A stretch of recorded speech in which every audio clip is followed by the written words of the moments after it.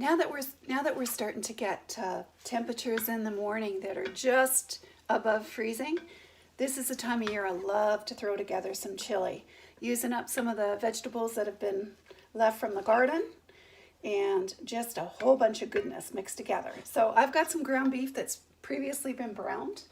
To that, I'm going to add some diced green peppers, some previously frozen mushrooms that I have diced, and I've got the temperature on low on the stove, some diced onions,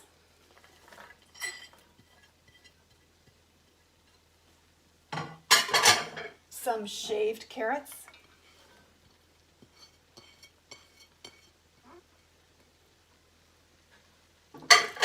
some previously frozen kale from last year that's been chopped. I mean, why not? Let's add as much nutrients to this as possible and make it just delicious.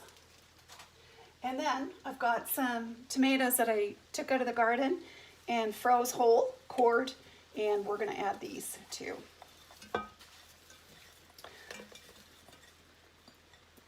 And we're going to cook this for most of the day on low, just to let all the flavors mix. I'm going to cook this down until everything's a little bit tender, and then I'm going to put it into the crock pot and let it cook for the whole day. So to this, I'm going to add some homemade hot, dehydrated hot peppers, just a little. We don't like it too spicy. Some dehydrated green onions from the garden, some herbes de Provence,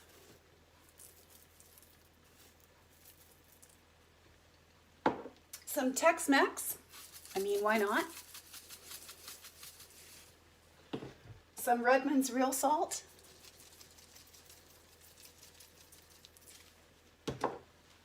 black pepper,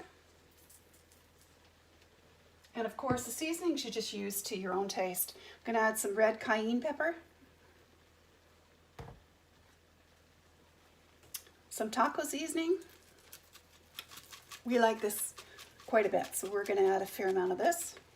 And then some smoked paprika.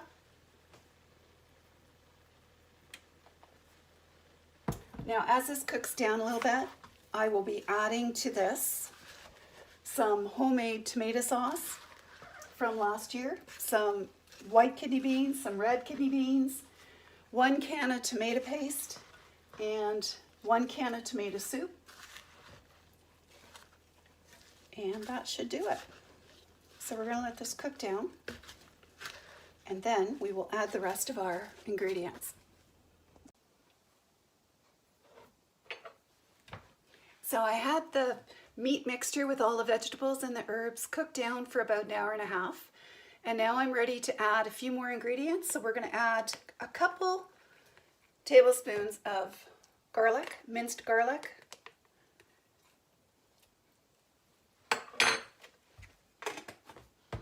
We are going to add a can of beans. These have maple in them. It gives them a little bit of a sweetness to the overall chili. I don't strain these, I just put them in as is.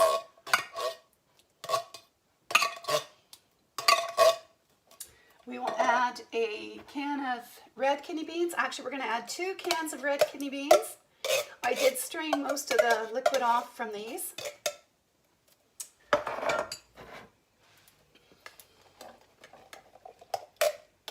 We've got 2 in there, and we're going to add 1 of the white kidney beans.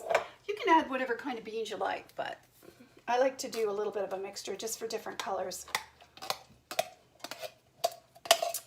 And then we are going to add a can of homemade spaghetti sauce or pasta sauce. You can add whatever you like. You can, whatever your favorite pasta sauce is or whatever is on sale. Chili is great and versatile. You can add whatever really you want. Then I'm going to add a can of tomato paste, just because I like it to give it that really rich tomato flavor.